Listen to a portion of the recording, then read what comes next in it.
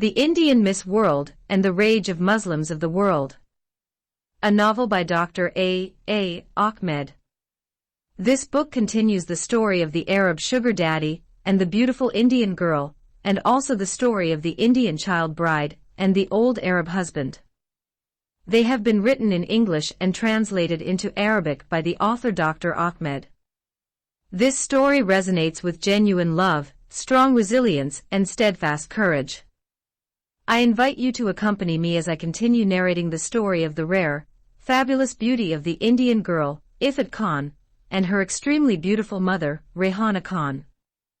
Before we dive in the tapestry of the story, I would like to remind the reader this novel is narrated in 6 books. Book 1, The Arab Sugar Daddy and the Beautiful Indian Girl. Book 2, The Indian Child Bride and the Old Arab Husband. Book 3, The Indian Miss World and the Rage of Muslims of the World. Book 4, Christina and the Complete Jew. Book 5, The Tears of God, Jews, Blacks, and Muslim Women. And Book 6, The Hidden Life of the Prophet Muhammad. This is an intriguing epic story which exhibits resilience, love, and sacrifice. Book 3. From a Slum Girl to the Queen of the World Beauty. Copyrights. All rights are reserved. No part of this book may be reproduced, stored in a retrieval system, or transmitted in any form or by any means without the prior written permission of the author, except by a reviewer, who may quote brief passages from a review for printing in a public newspaper, general magazine, school journal, or university article. All characters in this novel are fictional, and any resemblance to actual persons, living or dead, is merely coincidental. Chapter 46. The Islamic halal matrimony is the only available option. The new two intimate lovers slipped into a wonderful daily routine, after they had confessed their love for each other, and had sex for the first time. On the following day, the lover Jimmy took his beloved Aphrodite to the Romanian woman, and she is hired without incident. Amrita Khan was not willing to accept payment, but the Romanian woman refused to have her work as a volunteer. She is scared that Amrita may sue her later on and accuse her of doing her work without pay. She had a recent bad experience with a Filipino couple who helped her in her house for a few months, and then took her to court accusing her of maltreatment and making them work like slaves in her home without her paying them. Consequently, Amrita Khan has been compelled to work for wages. She decided to work only 4 hours a day. Following this new schedule of events, Jimmy visits his beloved girlfriend each morning at her apartment and has breakfast with her. Then he takes his new love to work. After that, he tends to his cabbie service for 4 hours until his beloved small girlfriend finishes her part-time job. He then goes back to her workplace, picks her up, and takes her somewhere in the city where they both enjoy the rest of the day. Lovers dine at restaurants, or when the opportunity presents itself travel to out-of-town casino destinations. One of Amrita's favorite places is the swimming pool. She told her lover that she knows how to swim, and enjoys it a lot. Actually, Ifat Khan had been taught swimming lessons by an Iranian woman when she was kept imprisoned in the mansion of terror of her first evil captor in Tehran. When she was held captive by the wicked film director in India, he used to make her swim in one of her sexy bikinis for his sexual amusement. Sometimes, he used to rape her in the open or inside the warm water. She now decidedly has the enjoyment of swimming with the added dimension of flaunting her body while in a bikini. Jimmy, of course, has absolutely no complaints. She bought many sexy swimsuits and always packs one in her handbag when she goes out. Whenever she enters the swimming pool facilities, she will be dressed in her black burqa. Once she goes to the women's changing room, she puts on her bikini and emerges as a different young woman. Some workers at the pool facility and female visitors noticed her strange behavior and wondered what kind of a hypocritical Muslim girl she was. Amrita's second favorite place is the public movie theater. Her lover takes her every Tuesday and Thursday to watch the latest movie featuring an Indian film. There is a theater in town that specializes in showing Bollywood new movies. After watching the first movie showcase, she decided never to miss any new premieres on the big screen. She enjoys sitting by her lover, watching the dancing and romantic Indian films, which is generally a prerequisite for all Indian hit movies. While they are sitting together, she loves to feel her lover's arms around her, his hand on her leg, or holding her hand. It gives her a great sense of togetherness and protection, and enhances their foreplay. Her lover's touches in the darkness of the theater always stimulate her sexually and make her ready for him. When they return to her apartment, her lover carries her in his arms, takes her directly to the bedroom, lays her body on the king bed, and makes love to her. Interestingly, the designated movie day at the theater will turn into a lover's lane, and a prelude to lovemaking. Essentially, that became the lovers' routine during the weekdays. Saturdays and Sundays are a little different. Without the need to work, they occupy their time by preparing food dishes. After preparing their favorite Indian dishes, they eat together. Amrita loves to be pampered by her lover. He makes her sit on his lap, and then his hands feed her. Her lover cuts the peelings off an apple, and makes her eat it from one end, and he eats from the other end until their mouths meet in a kiss. On their weekend of leisure, they spend time on another favorite activity, which is taking baths together. Whenever they take a bath together, they end up making love inside the bathtub. Sometimes, the lovers go to a nearby town or city and spend time at the beach or in a public park over there. Amrita had never been to a beach in all her life until she met her Uncle Jimmy. Her modus operandi has not changed. She travels to whatever beach her lover takes her to in the same black burqa, until she reaches the ladies' washroom. She leaves the women's changing room in a sexy bikini, and assumes the role of the sexiest girl on the beach. Her beautiful body makes every pair of male eyes pop out of its socket. The hot sun and warm water of the beach always make the burqa girl feel the urge for sex. Their beach frolicking inevitably ends up in a hotel room, where they shower and end up in bed together. A few times, she put on a Muslim girl's black burkini instead of a Western girl's colorful bikini. The burkini is a burqa converted into a bikini. It is just like someone trying to convert a ghost into an angel. The 3 months of bliss have whisked by so joyfully for the beloved girl Amrita Khan, and her wonderful lover Uncle Jimmy. For her, she has just reached a new plateau in life. She had never enjoyed life or understood the power of love until she met her handsome man, Uncle Jimmy, and fell in love with him. He gave her the most wonderful days of her life. She loves him with all her very being. If a human being can worship his fellow human being, Amrita Khan has already made her lover Jimmy her god of love, and she is worshipping him every minute of her wonderful new life as their days are joyfully passing by. Likewise, Uncle Jimmy began to love this burqa girl, who miraculously transformed herself into the ancient Egyptian queen Cleopatra, or the Grecian goddess of love Aphrodite. In a short time, her Uncle Jimmy has become everything to her. She can tolerate anything and sacrifice everything in life to have him with her forever. Amrita Khan is not bothered that her Uncle Jimmy has a wife and family. She had not been taught any social morals or guided by any code of ethics in life. She was born a Muslim, but in reality, she is a religious, bordering on being an atheist girl. She has absorbed no family values, and has not clue what kind of commitment marriage entails. She knew that her new Indian lover had a wife and children, but she had seen none of them. She thought that every man in the world was allowed to have more than one wife.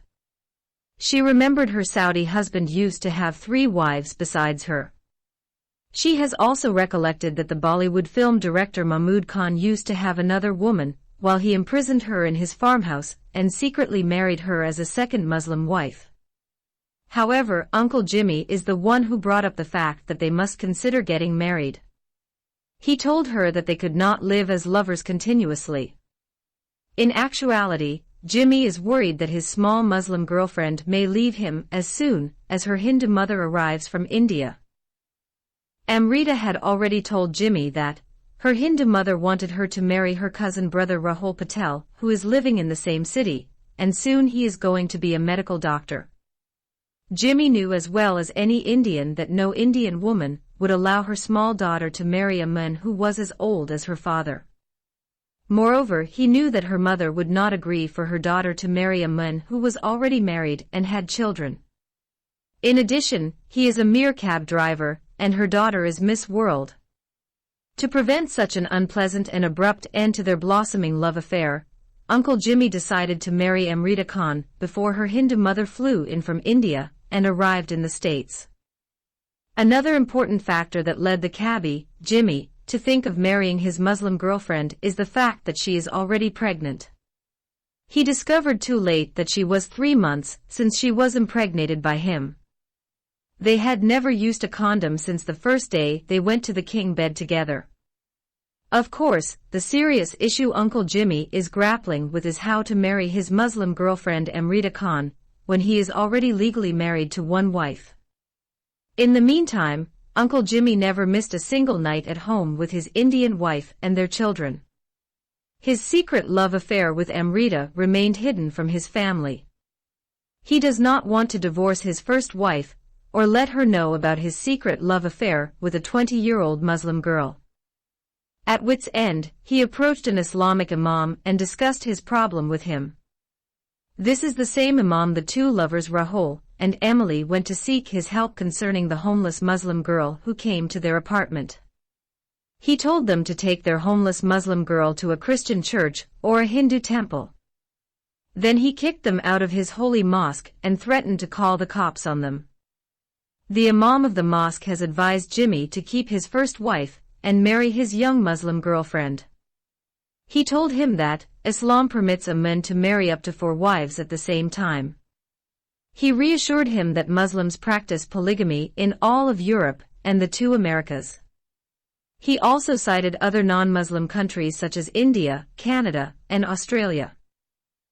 The imam gave him 2 choices: live in adultery with his girlfriend or marry her according to the holy book of Allah, the Quran, and the blessed Sunnah of the Prophet Muhammad. He also posed the question of which is the greater evil, disobeying the standards for a true Muslim or the infidel system of secular marriage. The imam asked him to choose between that which is right according to the Sharia law of Allah or the American law, which forbids polygamy while permitting a man to sleep with any number of women without marrying them. It is either follow a man-made law that presently allows homosexual marriages and sodomy, premarital sex, and extramarital adultery, or obey a divine law that forbids the same, but allows the men to marry 4 women at the same time, and has halal sex with them. Since the imam made such a compelling argument, Jimmy agreed to the idea of having a second wife. He discussed this with Amrita.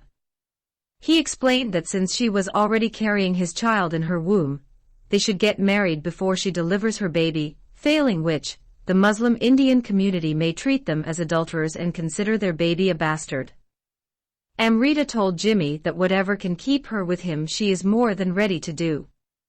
Even if Jimmy had not asked her to marry him, Amrita would not have cared what the Muslim Indian community may say about her. So long as she can spend her days with him, she will be content. She remembered that the Muslim community in Saudi Arabia did not bother to condemn the old man who tied her up when she was 7 years old and started to rape her when she was 9. And when she appeared before the Jeddah Islamic court at the age of 11 with a baby in her womb, the Sharia court did not rescue her from her kidnapper and rapist, but gave him the right to continue imprisoning her and raping her. Accordingly, Amrita said to her boyfriend, "Let the Indian Muslim community go to hell." She told him further that she does not care what any damned Muslim in America is going to say about her baby when he is born. She said to him, "Muslims call the rape of a 9-year-old female by a 54-year-old man marriage, and sex between lovers is considered by their adultery. Furthermore, the Quran allows marriage to underage brides." Surah Al-Talaq 65, verse 4. In the end, Amrita agrees to the marriage because Jimmy reminds her of the fact that, legality aside, her Hindu mother will probably force them to part from each other the moment she arrives from India, and compel her to wed the Indian boy she has already chosen for her, the Hindu cousin Rahul Patel. Eventually, the two intimate lovers knew and understood that the halal matrimonial union was the only available choice for them. Chapter 47. The Golden Castle of Love and Sex. The marriage of Amrita Khan and her lover Uncle Jimmy took place shortly after they decided to wed. They have not invited or informed any Muslim man or Muslim woman about their secret marriage. Uncle Jimmy knows that most of the immigrants in their neighborhood know that he is a married man and has children with his first Muslim wife. By the way, Amrita Khan did not know that her lover was a Muslim like her, and that his real name was Jamal Khan, until the imam of the mosque with two Muslim male witnesses came to her apartment and conducted their halal Islamic marriage contract. After that, the officially recognized Islamic Mazun received his fees and left the apartment of the newly wedded couple, followed by his two men who signed the marriage contract as witnesses. After he arrived in America, the Indian cabbie Jamal Khan preferred to be called Jimmy for social, racial, and religious reasons. When he arrived newly in the United States of America, he discovered that his Muslim name, Jamal Khan, is associated in the minds of many non-Muslim Americans with terrorism. When he began to work as a cabbie, he kept telling people, "My name is Khan, but I am not a terrorist." However, that behavior did not make much difference. Eventually, he decided to tell people his name was Jimmy, and that saved him a lot of social troubles and religious and racial discrimination. After their marriage, Amrita does not need to change her last name to Khan, because her husband already has the same family's common surname as most of the Muslims of the Indian subcontinent countries. On the wedding day, the newly wedded couple decided to do something special to celebrate their marriage. They planned to spend 3 days of their honeymoon together in a beautiful hotel. The lovely bride agreed to fulfill her heart's desire for her handsome bridegroom, and she stepped outside her apartment without her Islamic black burqa for the first time since the day she arrived on the soil of the United States of America.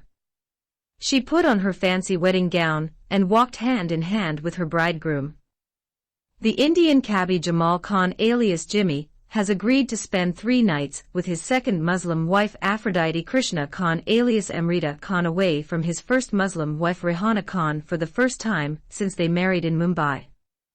He made excuses and fooled his first wife into believing he had a 3-day mandatory meeting for taxi drivers in a nearby city, so he could spend time honeymooning with his small new bride.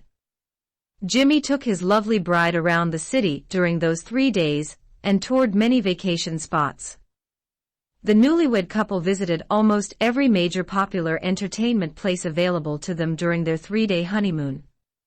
Everything she desired and dreamed about in life, the bride Amrita is now enjoying with her new husband. They ate the best food, watched the most interesting Bollywood movies, saw the most beautiful places, and enjoyed unbridled sex. They ate food from an Indian cuisine, a Chinese restaurant, and an Arab restaurant called Ali Baba serving Lebanese dishes. In short, the new bride, Amrita Khan, indulged in a cloud of blissfulness. If a human being can worship another human being, Amrita Khan and Uncle Jimmy have worshipped each other due to the deep love they have in their hearts for one another. After their 3 days of honeymoon, Amrita Khan came up with the idea of buying her own house and turning it into a beautiful love nest. During their honeymoon, she revealed her hidden treasure to her handsome husband and told him that she had over $100 million in her overseas account. Amrita Khan happened to have with her all the official Swiss bank papers of Aphrodite Krishna Khan in her handbag. When her Hindu mother got arrested in Germany, she left all those important documents with her Muslim daughter. After her release from the women's jail, the American police returned to her all her belongings, Indian passport, and bank papers along with the $65,000 in cash. At first, her new Muslim husband hesitated to accept her proposal. Her Uncle Jimmy advised her to wait until her Hindu mother arrived from India, and then she should seek her advice before she took such a big step. Nevertheless, Amrita Khan insisted that she wanted to live with her beloved husband in their residence, and wait for their baby to be born so they could live happily ever after. Somehow, her former married life in the 2 mansions of terror with her 2 evil kidnappers made her believe every married Muslima must live in a castle of gold with her Muslim husband. The lovely bride Amrita Khan told her handsome groom Uncle Jimmy that her Hindu mother loves her so much and will never stop her from doing something that is good for her and makes her happy. Therefore, Jimmy is worried that his wife's mother may accuse him of using her young daughter and manipulating her into marriage to get access to her money and property and to purchase a mansion for him. He is painfully aware of the huge age difference between him and his second wife and of her seemingly childish nature. Thus, Jimmy realized that he may also be taken to court for influencing a young girl who is as old as his daughter, taking advantage of her youth and immaturity, and beguiling her in the name of love. Nonetheless, Amrita refuses to accept all the objections and worries of her new husband and is determined she should indeed buy a house for them to live in. The house that Amrita finally decided on has been chosen from a selection of homes on the market listed by a real estate agency. It has a market value of $5 million, which made Jimmy balk. He suggested a more moderate home of lesser value, but she refused to listen to him. To make her come to her senses, Jimmy threatens to leave her and divorce her if she does not listen to him. When he said he would divorce her, his words troubled her so much that he cut a deep wound down into her heart and made her drop to her knees and cry like a baby girl. Jimmy, as usual, backed down and begged her to forgive him because he could not bear to see her unhappy and in tears. Naturally, in this way, Amrita Khan got her way and bought her own house in the United States of America. She spent another $500,000 furnishing and decorating her new nest of love. After a couple of months, from the day she got married to her lover, Amrita moved from her apartment to her new palace. Her mansion also has a swimming pool, and as soon as she moved to her new castle, Amrita bought a brand new Mercedes-Benz car. She has neither a learner's driver's license nor knows how to drive a car, so she made her husband drive her around.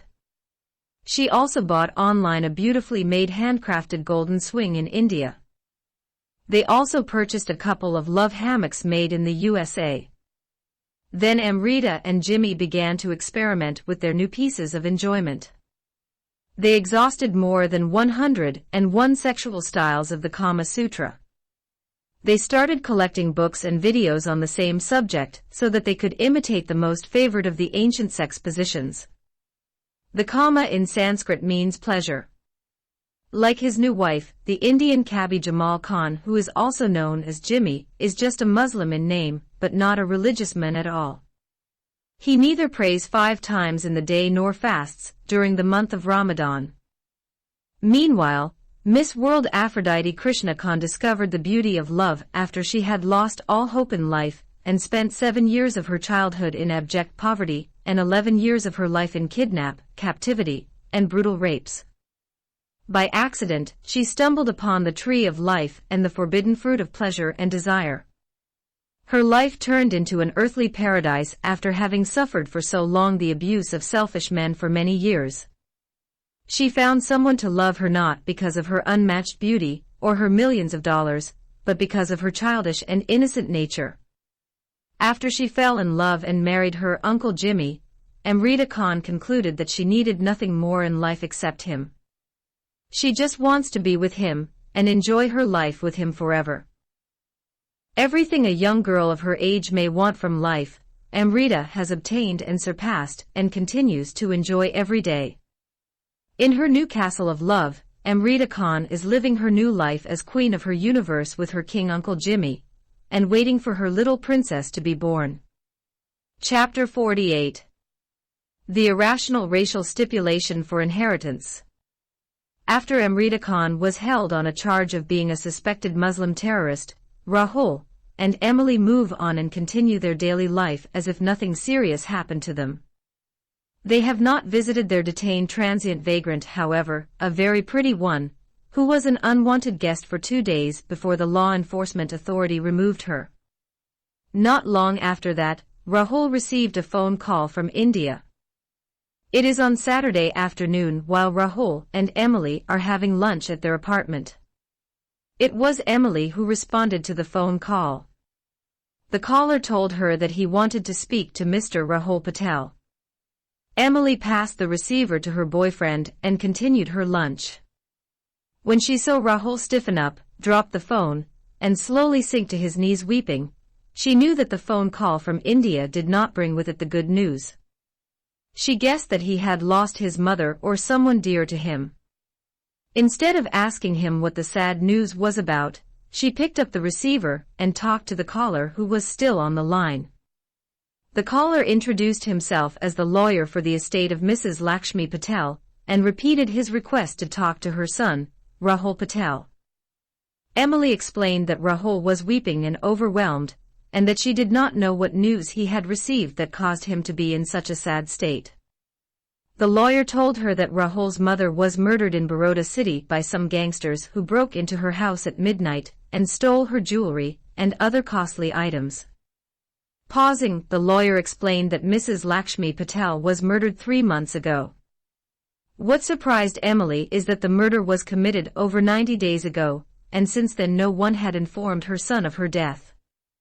She tried to find out from the lawyer why her boyfriend was only being notified 3 months after the demise of his mother. The lawyer sounded apologetic when he stated that he was only appointed recently by the Baroda court to execute the will of the late Mrs. Lakshmi Patel. Then he requested the American girl to pass the phone to her Indian friend Rahul because there was some confidential information he needed to disclose. Emily hesitated before she told the lawyer that her boyfriend was not in any condition to talk to right then. She added that he should call tomorrow at the same time, and hopefully by then her Indian boyfriend may be able to overcome his shock. Rahul does not know that his mother had died a while back. It has been his habit, since arriving in America, to wait for his mother to phone him rather than call her. His mother authorized her bank in India to make monthly payments of $3,000 every month to his American bank account. Unless it is serious, Rahul never bothered to call, instead preferring to wait for his mother's bi-monthly checkups on him. As all mothers go, she would ask about his studies and his health. Since she was a healthy woman and wealthy, Rahul always assumed that nothing would happen to his mother. That day, for the second time in his life, someone close to him left him. Rahul lost his father in a terrorist attack on the Taj Mahal Hotel in Mumbai. At that time, the only relatives he had besides his mother were his auntie Rani Krishna and her son Samir Krishna Khan, who were living in Mumbai. His mother phoned him over a year ago and told him that his cousin Samir was murdered by a rival lover during the shooting of a Bollywood movie he was acting in. Rahul Patel did not shed a single tear because his cousin Samir Krishna Khan happened to have Islamic blood running in his veins, a Hindu mother and a Muslim father. Rahul's mother did mention at some point that his auntie Rani had adopted a girl. She told him further that the girl inherited 500 crores of rupees from her deceased parents, and she was recently crowned Miss World. Then she conveyed the good news that his auntie and his mother had planned to get the gorgeous multimillionaire girl married to Rahul Patel. Rahul initially accepted the arranged marriage proposal, but he told his mother that he would not make his final decision until he had met in person and talked to the chosen rich and beautiful girl. When his mother's lawyer called the following day, he informed a still grieving Rahul that a couple of days before her murder, his mother had added a provision to her will, and it is legally binding. According to her new will, her son should not be allowed to inherit a single rupee from her if he does not marry the Indian girl that she has chosen for him. Moreover, the will has specified that his bride should be the adopted daughter of his auntie Rani Krishna, and her name is Aphrodite Krishna Khan. Rahul is shocked when he learns that the unwanted Burqa girl, who came to his apartment recently, is the one that his mother and auntie had chosen to be his future Indian wife. Moreover, he could not comprehend the sudden change in his mother's attitude towards Muslims, which led her to choose a Muslim girl for her Hindu son. The lawyer concluded his phone conversation by explaining that his mother's will specifically state a stipulation that if my son Rahul Patel refuses to abide by my condition of marrying his cousin and chooses instead to marry a white girl or any other girl, then my entire inheritance should go to my sister's daughter, Aphrodite Krishnakan. The late Mrs. Lakshmi Patel inserted part of this clause before meeting Aphrodite Krishnakan. She had merely inserted the name later. With her vast network of confidants, she was well aware that her son had with him in his apartment a live-in, an immoral white promiscuous girlfriend who was fornicating with her son without the benefit of marriage. When her sister and daughter came to seek refuge in her house, she got to know her niece well, and was sorely tempted by her niece's beauty, and inherited a huge fortune. Eventually, being the overprotective Indian mother that she is, she makes this important decision for her only son. He would either marry her niece, or he should not inherit a single rupee from her. Rahul had initially decided to marry the Indian girl his mother had chosen for him because he wanted to please her, and he needed to secure his position as her only heir. Now that his mother had passed away, he began to change his mind. He preferred to marry his white girlfriend, Emilia Vagdvariestas, rather than marry a Muslim girl he had no emotional attachment to. However, the condition that his late mother inserted into her inheritance created a serious problem for him. He shared his problem with his American girlfriend. When she heard the stipulation, Emily was shocked, and she also became outraged. She told him that his mother was an irrational bigot and backward woman. How could she make such a condition for her grown-up son? Emily, given her upbringing, believed that his mother's precondition revealed that she was a domineering and self-serving old Indian woman. Besides, her boyfriend's mother put her culture above the personal choice of her educated son. For that reason, Emily tells Rahul to forget about the inheritance of his selfish late mother and live his life the way he wants. She concluded her words by saying that his late mother's stipulation for her son to inherit her wealth and property is the most disgusting racial stipulation she ever heard of in her entire life. Notwithstanding, Rahul is determined not to allow a single rupee of his family's inheritance to go to a Muslim girl who has no right to it. His reasoning is based on the fact that whatever fortune his mother has left behind belonged to his late Hindu father. He told his girlfriend that he would never allow a dirty Muslim girl to inherit the wealth of his family when his father was killed by Muslims for no reason whatsoever. Rahul has become exceedingly angry at his late mother for daring to include the name of a Muslim girl in the inheritance of his Hindu father. Later, however, when his anger had calmed down, he began to have second thoughts. He admitted to his white girlfriend that his mother would probably never have done anything like that. His mother is not exactly fond of Islam either. She abhorred the followers of that terrorist religion with bitterness because they deprived her of her husband. He claimed that some forgery or sleight of hand must be responsible for this latest development in her will. Rahul suspected that his auntie Rani Krishna might have had a hand in the conspiracy against his deceased mother. The will that dictated he should marry the adopted Muslim daughter of his auntie or stand to lose his inheritance only served to strengthen his belief that his auntie Rani Krishna was somehow behind the forgery. Oddly, his auntie did not come along with her adopted Muslim daughter. His mother had already told him that both his auntie Rani and the girl she had chosen for him were on their way to the States. It made sense that the tale of her 500 crores of rupees inheritance from her Muslim parents is a complete fabrication and part of an elaborate evil scheme to get hold of his rightful inheritance. Rahul decided, there and then, to fly to India and investigate this Muslim girl Aphrodite Krishnakan. With any luck, he can find out how this Muslim girl managed to infiltrate the Hindu Krishna family and eventually stand to claim the rights of inheritance not just from his auntie Rani, but also from his dearly departed mother. The biggest question on his mind is how his mother's will had been altered and by whose hand.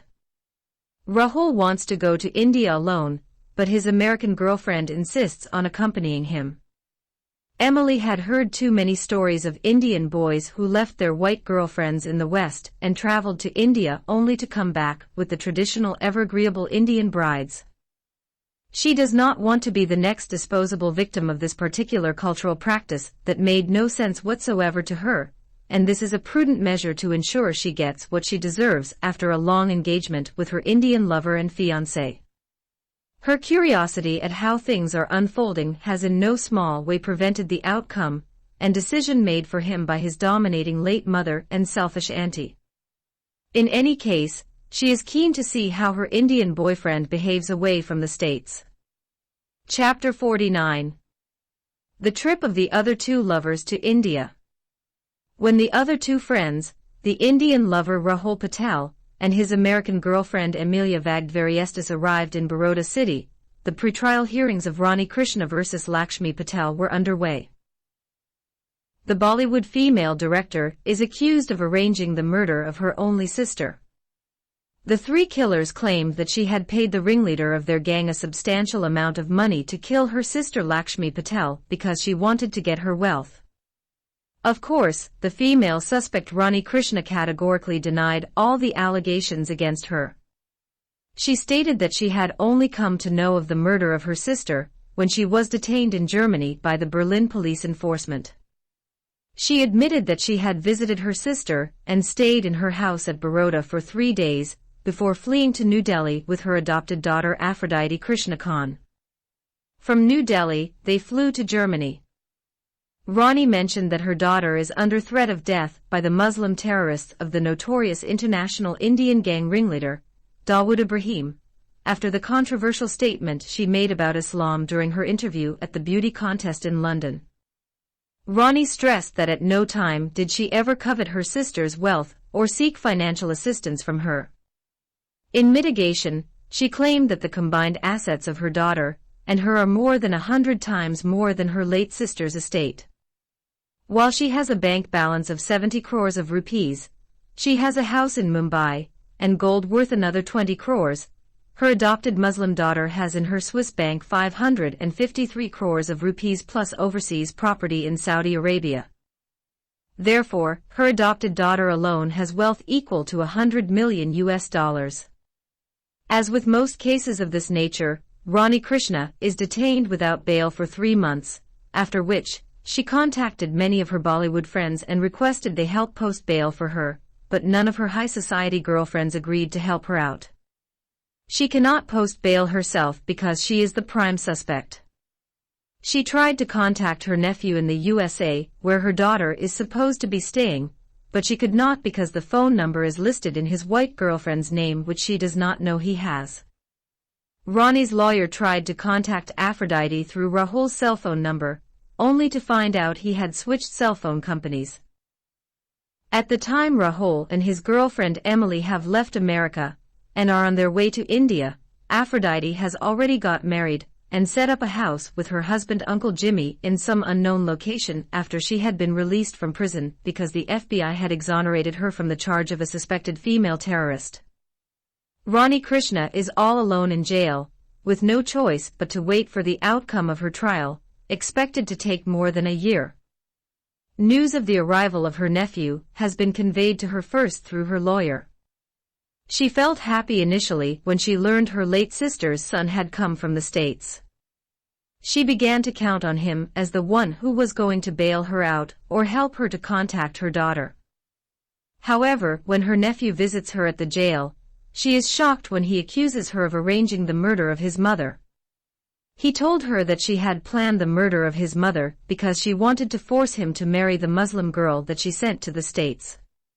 He swore to her by all his Hindu gods that he would not return to America until he saw to it that she received the full punishment under the law for the murder of her sister and for the sake of trying to gain her property and wealth. Rani Krishna wept when she heard the heartbreaking words of her late sister's son. She asked him to tell her where her Muslim daughter was. He added more sorrow to her bleeding heart when he told her that her Muslim daughter had been arrested by the FBI and charged with planning to carry out a terrorist attack on American soil.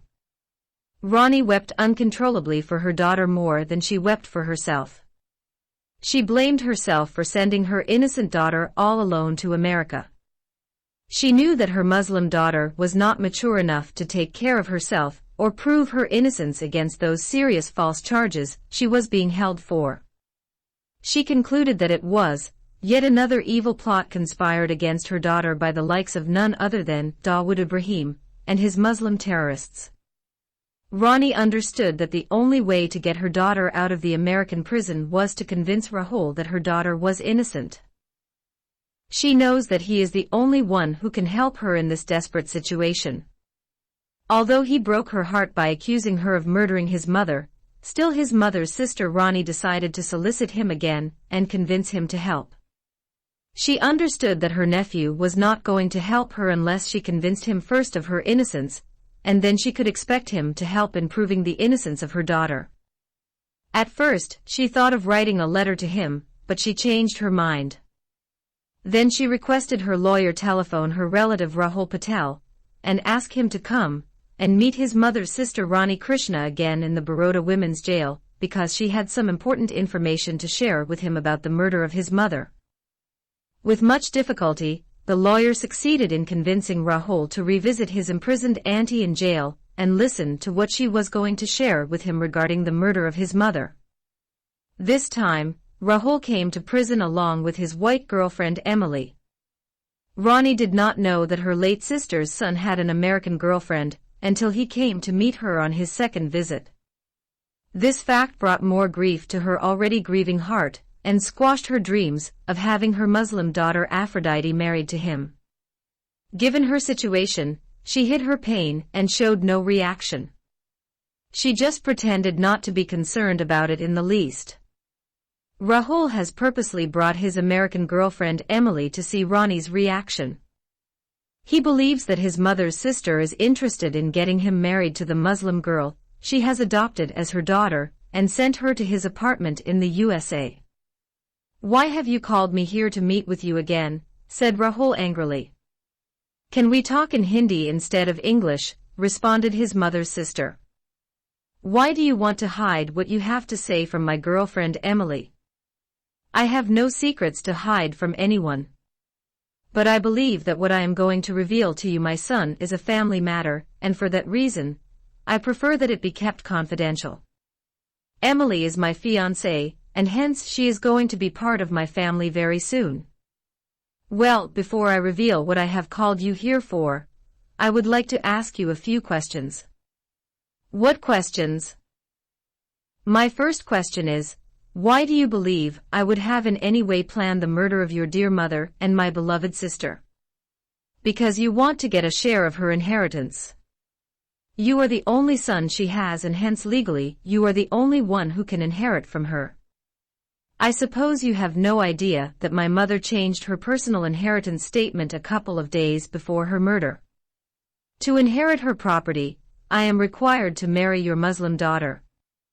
In her will, she stipulated that, if my son refused to marry the adopted daughter of my sister, and decided to marry another girl, then he could not inherit a single rupee from me, and all my property and money should go to my sister Ronnie's daughter, Aphrodite. Oh my God, I never knew that your mother had made such a stipulation in her will." "Of course, you knew it, and that is why you sent me your adopted Muslim daughter to the USA. For money's sake, some greedy Indians are prepared to do anything, even murdering their parents, and in your case your sister. But let it be known to you, that I am not going to marry your dumb Muslim daughter. First of all, can you tell me how much the market value of your mother's house is, and how much is in her bank account that she left behind for you to inherit?" "The market value of her house is 1.5 crores, and her bank balance is 5 crores. So you think that I arranged the murder of my beloved sister because I wanted to inherit 6.5 crores of rupees by getting her son married to my daughter? Yes, you did that. I know that some people in India arranged the murders of their parents through gangsters to inherit houses with market values less than 1 crore Indian rupees. Will you still believe that I had your mother killed because of 6.5 crores when you learn that my adopted Muslim daughter, Aphrodite Krishna Khan, has more than 550 crores of rupees in her overseas bank accounts, and has 3 houses abroad, in Jeddah City, plus a 15-floor building in Saudi Arabia which has the market value of $25 million. As for me, I have a bank balance of 70 crores of rupees, a house in Mumbai, and gold worth another 20 crores. Do you still think I have arranged your mother's murder because of a few crores of rupees? Come on, Ronnie, give me a break. Do you think I am that much of a fool to believe such nonsense? Even the king of Bollywood, the film superstar Amitabh Bachchan, could not make more than 300 crores rupees in all his days of acting. So how can you and your Muslim daughter have all this money and houses and property?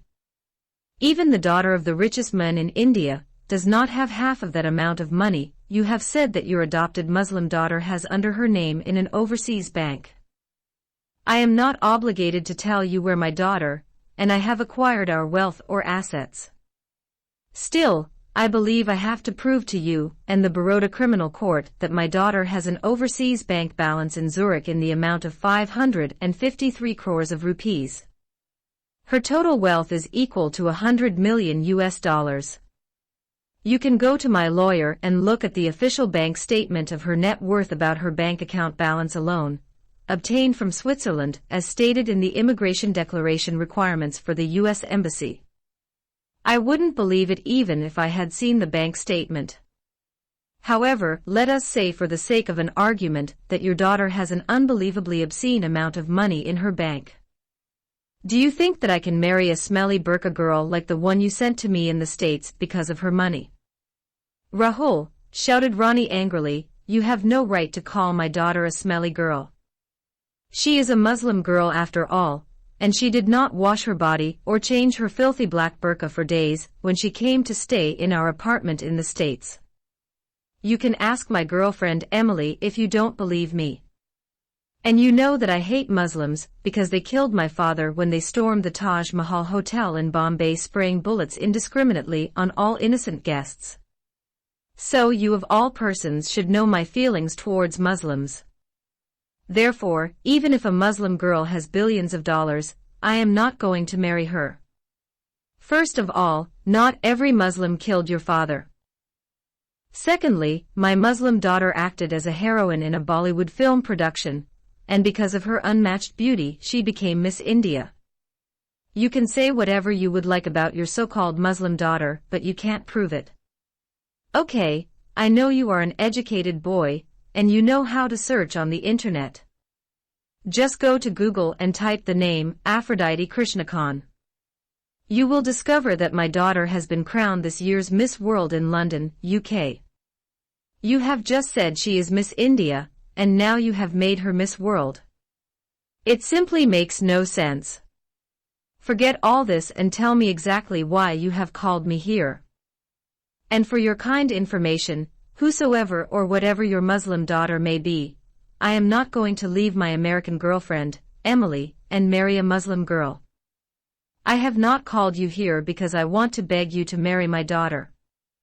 And for your kind information, my daughter is a Muslim by name only, and she is not a devout Muslim by any stretch of the imagination. She was indeed born and brought up as a Muslim girl, but since I adopted her, I have never seen her read the Quran once or pray to Allah.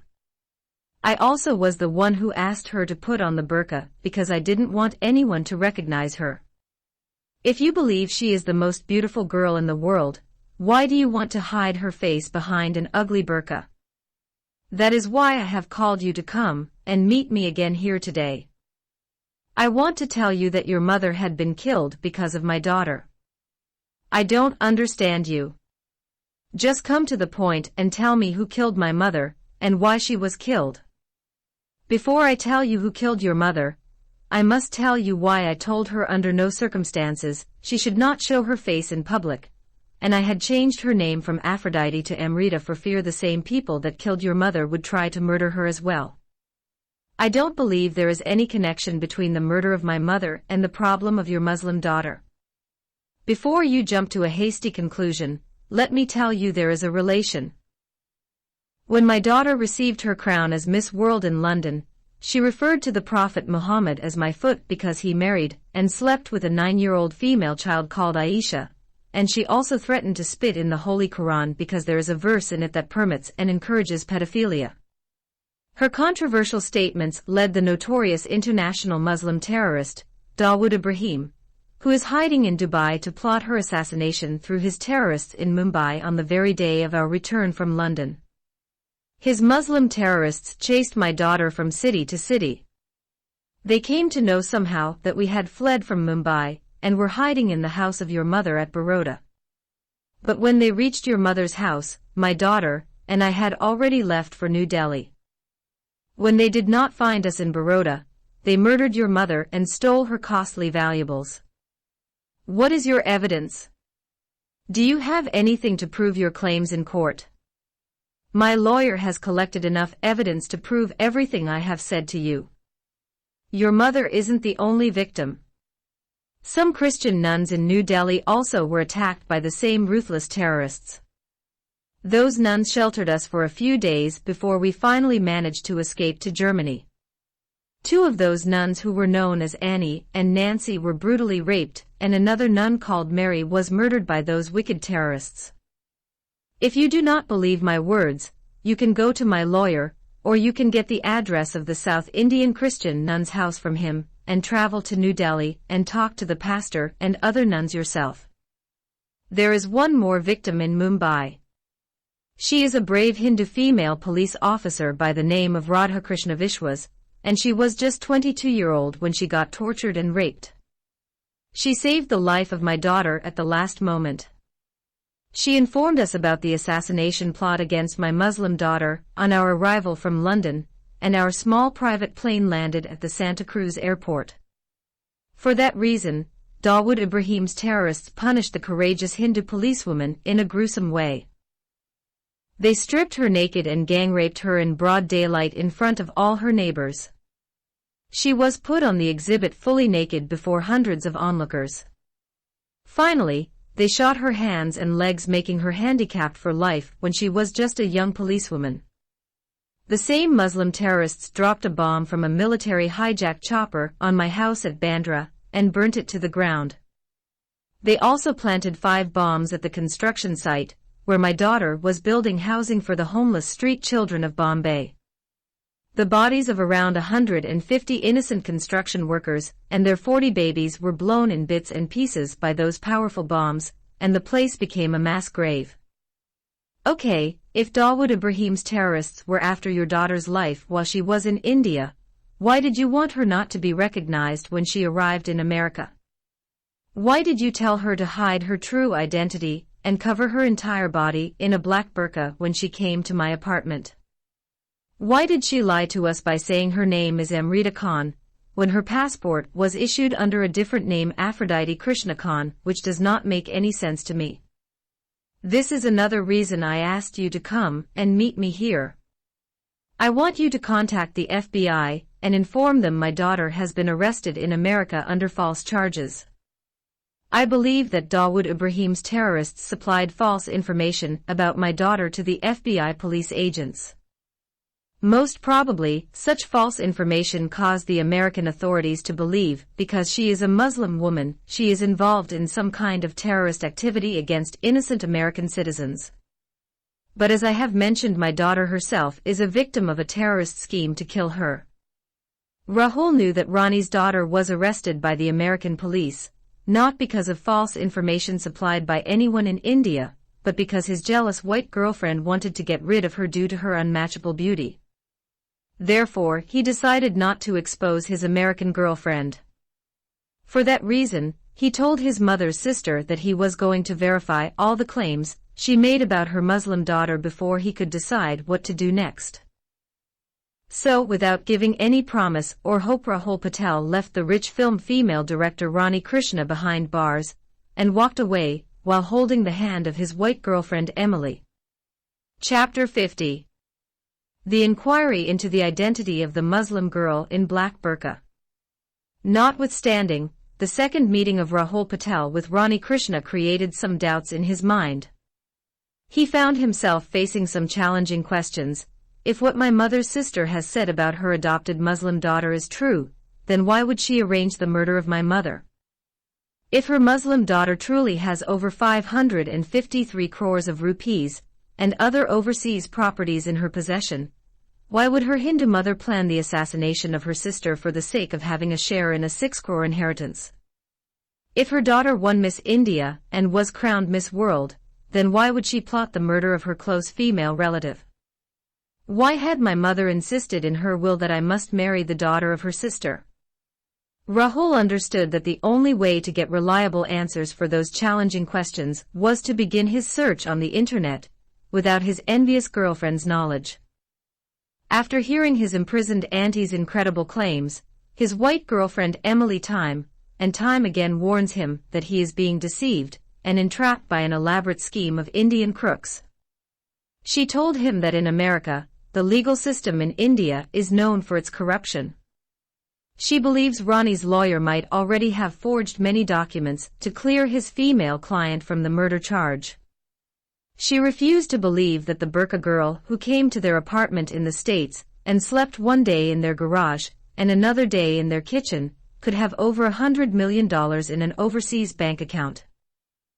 She also said to her boyfriend that no one in the entire world can convince her that that smelly Muslim girl who stayed in their apartment for 2 days without washing her body until she was forced by her to do so could be a film actress.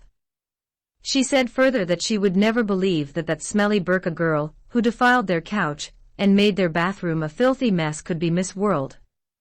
Emily went to the extent of saying to Rahul that even if she has seen that smelly Paki girl being crowned Miss World in front of her own eyes, she cannot believe it. In short, the white girlfriend of Rahul has accused his mother's sister and her lawyer of creating and forging all the documents needed to perpetrate fraud upon the court, and have all the charges against the prime female suspect Ronnie Krishna get dismissed. She also believes that his auntie had changed the name of her Muslim daughter to claim that she is the present crowned Miss World. For that reason, Emily advised her boyfriend not to waste his time searching the internet or going to the other attorney's office. Rahul has doubts because the claims are going to be exceedingly difficult to prove if all this is a deception.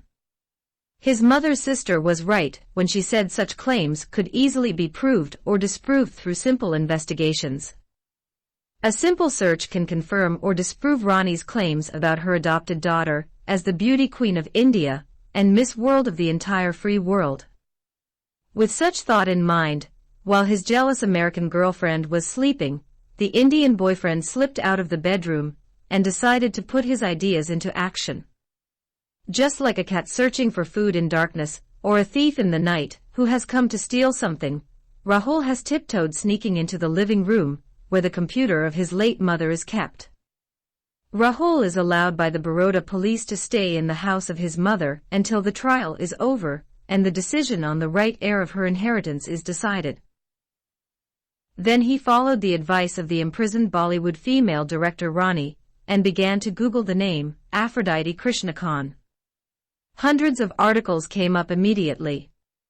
After reading just a few of them, he is convinced beyond a shadow of a doubt that there is an Indian girl by that name who won Miss India and Miss World just a few months ago.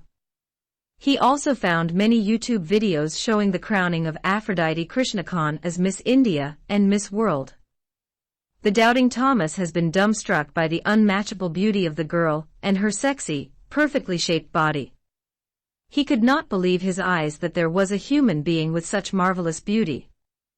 When he saw her with her face revealed while she was lying asleep on the couch in his apartment in the States, she did not appear to him as beautiful as he sees her now on her swimsuits and other dresses during competing in her beauty pageants in India as well as the UK. After overcoming the shock, he began to read more articles on the background of this goddess of beauty Aphrodite. He came to know that she played a role in a movie in Bollywood, and she is originally from Iran. For that reason, she is known in Bollywood as the Iranian heroine. He also found a video about her interview with a famous Bollywood film magazine, which is called Cineblitz, after she was crowned Miss Mumbai. In the interview, Aphrodite claimed to have started building a 25-story building to provide shelter for over 50,000 homeless and slum children in Mumbai. Rahul spent 4 hours sitting in front of the computer reading about Aphrodite Krishna Khan. He discovered that what his auntie had said about her adopted Muslim daughter to him is true. There are still a few lingering doubts in his mind, given his white girlfriend insisting on something is amiss. Emily had told him that there might be a Miss World by the name his auntie had mentioned, and she might look like the burqa girl that came to their apartment in America. Sarcastically, the envious white girl said, "Indian women like Chinese girls look like each other just like female twins." Being an Indian himself, Rahul knows such a claim of his American girlfriend is just based on an irrational racial belief of some white people. But then how can he be able to verify the claim of his mother's sister that she has adopted this beautiful Muslim girl Aphrodite? Nevertheless, Rahul reasoned out that if Rani's other claims about her adopted daughter are proven to be true, then he has no right to doubt that the girl who came to his apartment in the States, and the one who became Miss India, a Bollywood heroine, and Miss World is the same. For that reason, he decided to go to Rani's lawyer and find out about her claims that she adopted a Muslim daughter who is worth over 550 crores of rupees. Without the knowledge of his white girlfriend, Rahul looked up at the law firm and met with the lawyer. The lawyer told him that his female client Rani Krishna had already contacted him, and she had given her permission for her relative Rahul Patel to see all the documents that have been gathered for her defense at trial. The first document that he saw was an official bank balance of the overseas Swiss bank account of her daughter, Aphrodite Krishna Khan. The second document is an official bank transfer balance of her account from the Abu Dhabi International Bank to a Swiss bank. The official documents have not given Rahul any chance to doubt the genuineness of their sources. The lawyer told Rahul that if he still has any doubts about the truthfulness of the two documents, he can ask his mother's lawyer to contact him, and then both advocates can authenticate them from reliable sources. Rahul decided not to accept the lawyer's challenge. He apologized and reassured the lawyer that all his doubts had been removed. After that, the lawyer showed official police reports issued by the anti-terrorism squad of the Mumbai Police Department, which showed that Rani Krishna's house and Aphrodite Krishna Khan's construction site were both blown up by Dawood Ibrahim's terrorists in Bandra and Dharavi areas. The lawyer showed him another report of the female Hindu police officer, who is known as Radha Krishna Vishwas, was stripped naked and gang-raped by 6 terrorists in front of many residents at the building where she used to live in the Goregaon area.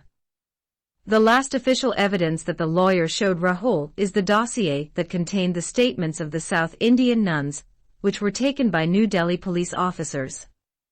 Their statements revealed that some Muslim terrorists broke into their faith home residence and asked them to reveal the hiding place of Rani Krishna and Miss World Aphrodite Krishna Khan.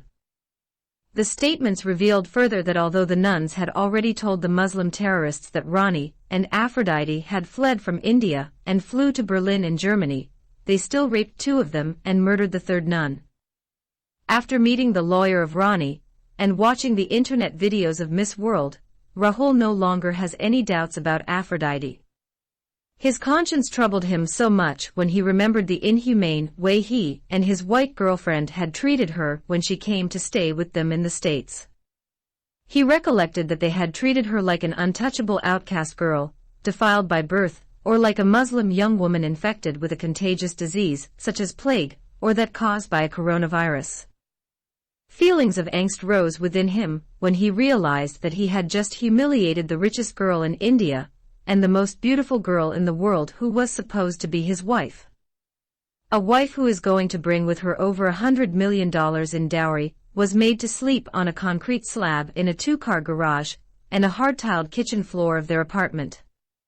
Moreover, Rahul also recollected how he tried to smuggle her from his apartment and keep her in the basement with his Indian friend and his new Indian bride.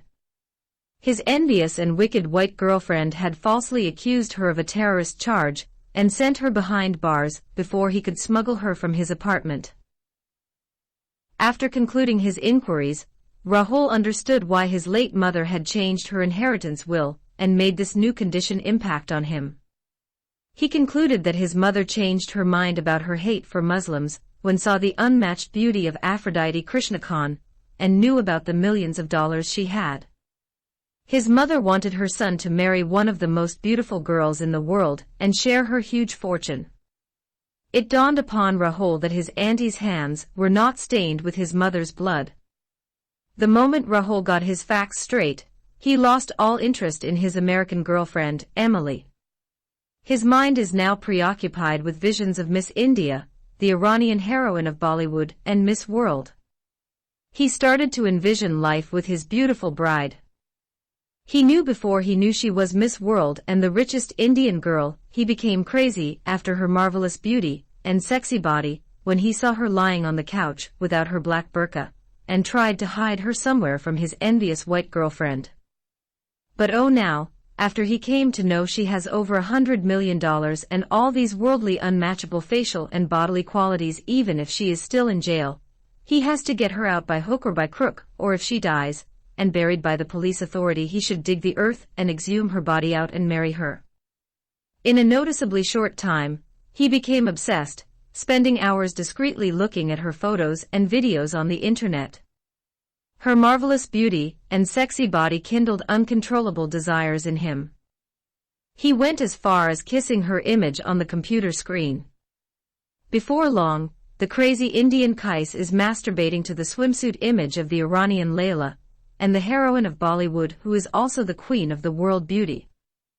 While he tried to hide his new infatuation, his affection and desire for his American girlfriend continued to wane, superseded by his new love interest. His white girlfriend Emily has been eclipsed by Miss World Aphrodite Khan, and now she has become the former choice woman, or an unwanted ex-girlfriend. The Indian Miss World and the